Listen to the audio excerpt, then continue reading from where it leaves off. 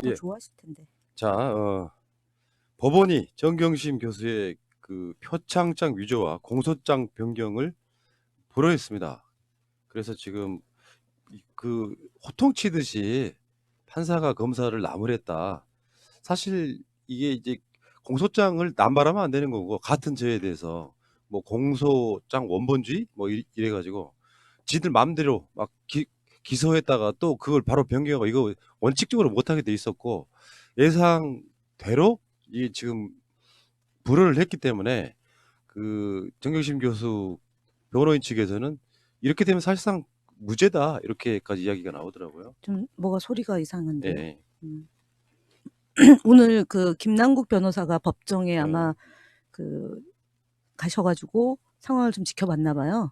그래서 저희에게 알려온 거로 보면 완전 판사가 검찰을 깼다고 되어 있고요. 그리고 어느 정도로 했냐 그랬더니 검사가 뭐라고 얘기를 하려고 그러면 그만 앉으세요. 가만히 계세요. 가만히 계시라고요. 하고 지시에 따르세요를 3번 반복하고 안 그러면 퇴정시키겠다는 말을 검사한테 하셨대요, 판사가.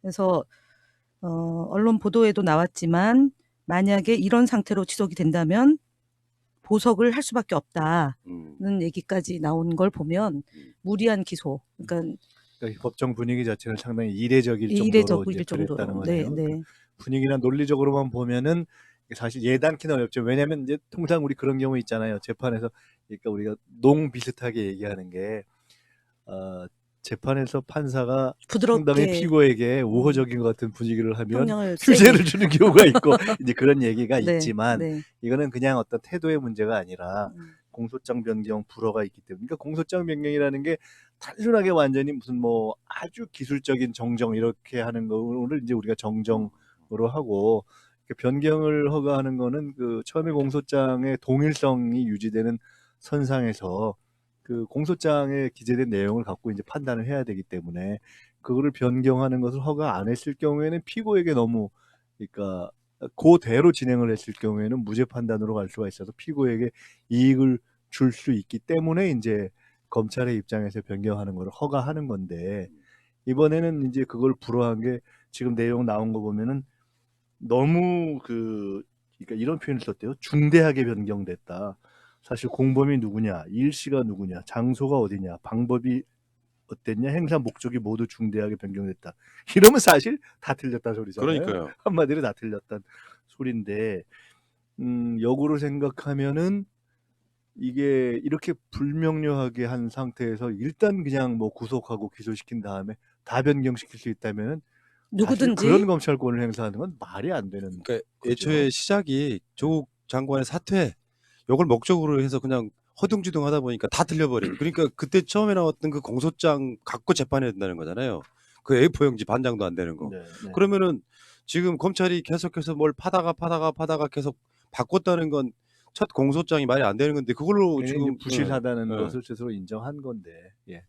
근데 그것을 변경을 이제 해줄 수 없다라고 얘기하는 것은, 그러니까 완전히 다른 사실상의 사안을 갖고서 이렇게 해가려는 것은 검찰권의 최초의 행사 자체에 문제가 있었다는 지적을 한 거죠. 그럼 2012년도 건이 아니고 2013년도 건으로 그러니까 기소를 지금, 했어야 되는 거잖아요. 만약에 했다면. 처음에 표창장 위조 시점이 2012년 9월 7일이라고 적었는데, 네. 추가 공소장에는 2013년 6월이라고 되어 있고요. 네. 그 범행 장소는 첫 공소장에는 동양대로 했는데 추가 기소장에는 주거지 이렇게 되어 있고요. 집. 다음에 첫 공소장에는 불상자와 공모했다고 적었는데 추가 때는 딸을 공범으로 적시했고요.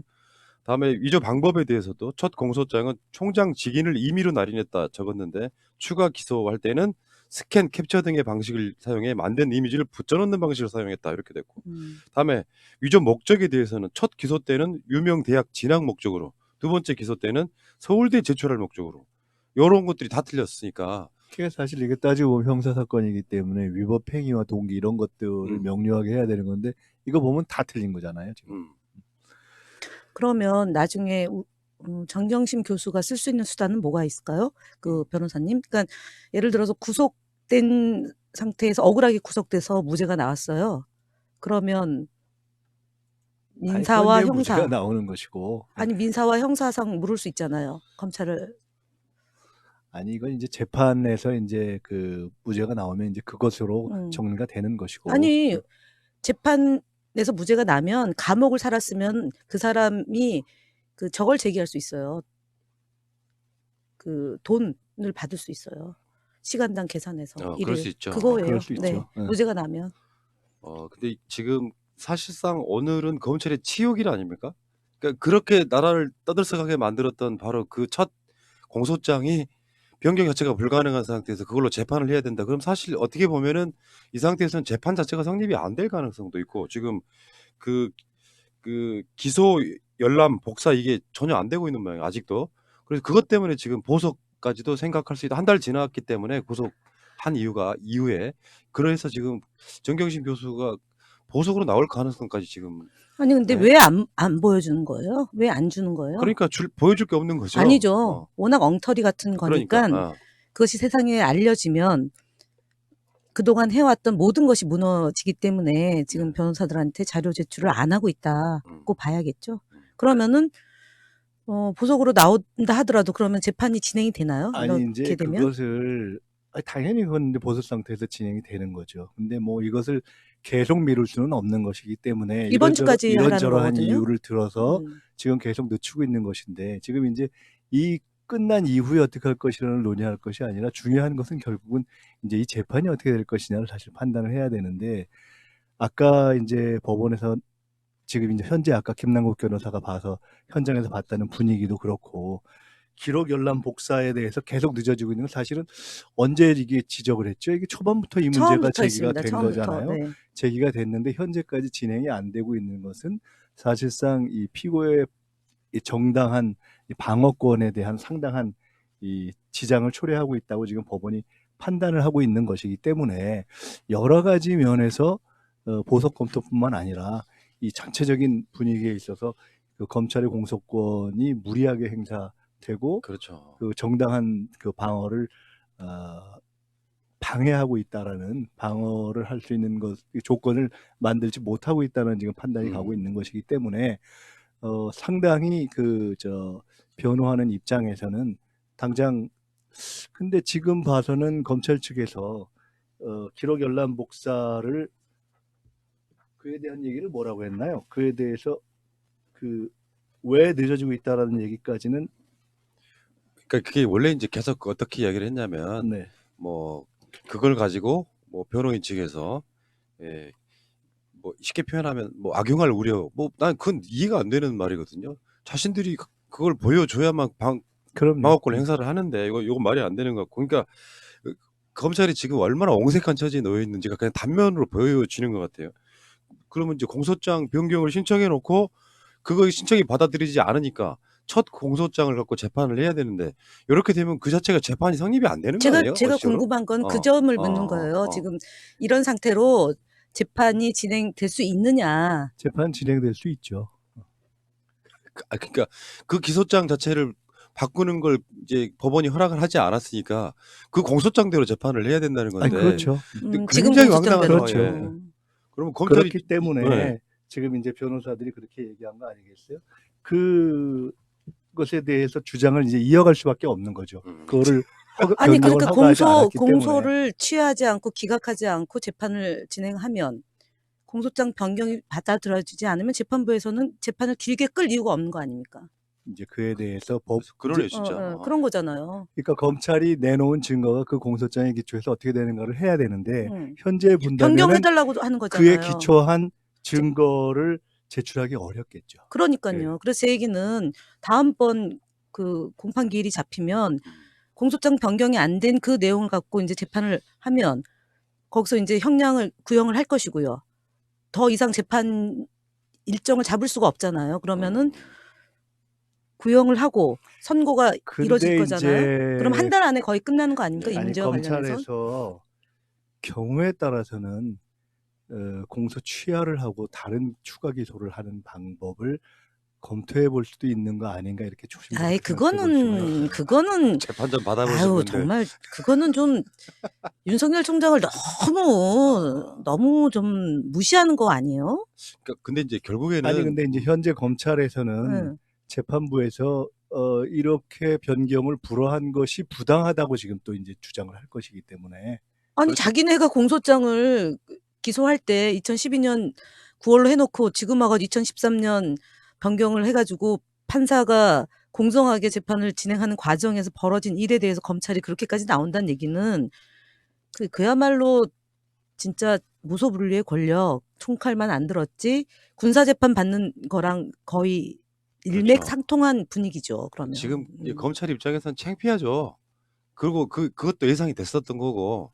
그러니까 검찰 입장에서는 뭐 다시 재신청하겠다 이렇게 이야기가 나오고 있긴 한데 현실적으로 검찰총장이 오늘 살아남으려면 분위기를 보고 임기를 그대로 가는 채우려면 것이 나은지 아닌지에 대한 판단을 한번 하겠죠. 임기를 채우려면은요 지금 무리하게 기소한 검사들에 대해서 징계를 해야죠. 그리고 법무부는 감찰 들어가야 되는 거 아닙니까? 요건 이 정도는? 특검 사안이죠. 제가 봤을 때는 검찰이 할 수 아니 있는 예. 법무부에서 감찰부터 먼저 해야 됩니다. 이거는. 지금 이게 복잡하게 얽혀 있는데 사실상 첫 재판에 가까운 것부터 지금 검찰이 엄청 스텝이 꼬이는 상태가 됐고요. 이거는 뭐 또 언론들이 어떻게 언론 플레이를 안 해줄지 쓰죠. 모르겠는데 안 쓰죠. 많이 쓰지는 않겠지만 요거는 조국 장관 관련한 검찰의 난에서 가장 첫 번째 처음에서 완벽하게 지금 검찰이 물을 먹은 검찰의 치욕일이라고 볼 수가 있겠죠. 이런 말도 안 되는 기소를 하고 이런 수사를 하고 그러니까 결론적으로 말해서 이 사건은요. 조국 장관은 털었던 사건은 진짜 특검해야 된다고 생각해요. 이 자체로는 특검을 갈 수밖에 없는 저는 명분이 된다고 보거든요. 이렇게 나라를 떠들썩하게 들었다 놨다 했는데 결국 허무할 정도 분노스럽기도 하고 이런 그러니까 어. 그 조국 전 장관 털려고 했는데 검찰이 개 털리듯이 털리는 거고요. 지금. 네. 그다음에 김기현 전 울산시장 건이 검찰이 봐주다가 털려고 조국 장관 털려고 시작했는데 고래가 터지고 있는 거죠. 그러니까 네. 근데 그래서 한편으로는 이렇게 되면은 지금 최근에 그 감찰 관련한 것에 대해서 어쨌거나 지위 개선상에 있어서 최종이 조국 전 장관이다라는 것을 가지고 결국은 최종적으로 조국으로 가기 위해서 쭉 돌고서 뭐 정경심으로 갔다가 또 그다음에 조국도 했다가 조국이 뭐 사실은 중간에 조국에 대해서 뇌물로 기소하자 뭐 이런 얘기도 있었잖아요. 근데 얘기는 있었는데 진도가 안 나가니까 지금 쭉 돌다가 감찰권으로 간 거 아닙니까?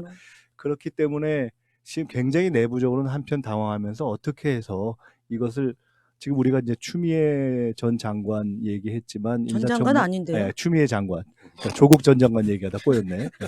제가 마치 깜짝이야. 검찰이 꼬이는지 깜짝이야. 꼬였네. 네. 추미애 장관의 이제 인사청문회가 마무리되기 전까지 검찰이 사실상 포기하지 않고 이 검찰 개혁을 저지하기 위한 분위기 만드는데 노력을 할 것이기 때문에 한편으로는 이 부분에 대해서 어떻게 할 것인가를 고민하면서 조 장관 기소에 대해서 감찰권을 갖고 속도를 내려고 할 것을 예측해 볼 수 있는 면이 하나 있죠. 뭐 기소한다고 뭐 구속영장까지 청구하지는 않을 거 아닙니까? 불구속 상태에서 예. 재판을 받게 되겠죠. 어차피 그럼 저는 구속영장 청구할 가능성도 있지 않을까요? 어쨌든 지금 이 건은 공소 취소가 돼야 되는 상황이거든요.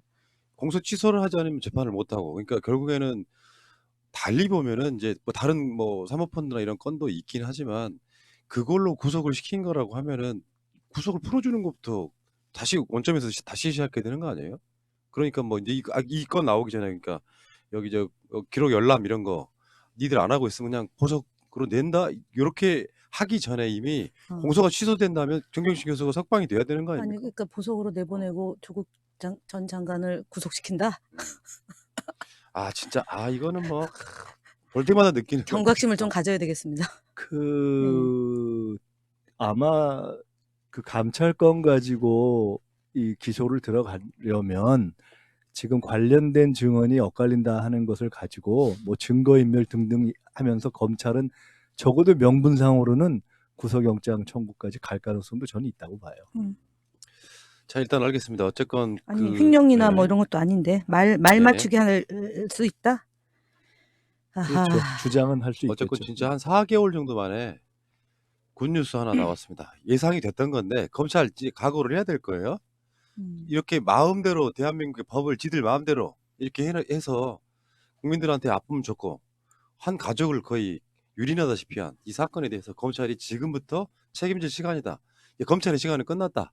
법원의 시간에 의해서 뭐 법원 전체를 다 믿지는 못하겠습니다만 오늘 분위기로 보면 검찰이 정말로 법을 제대로 집행하는 그런 기관인지 존재 이유가 저는 뭐 어떤 의문점이 가질 정도로 저는 상당히 심각한 상황이었다 이렇게 생각이 드네요. 자, 그 이야기는 여기까지 하겠습니다.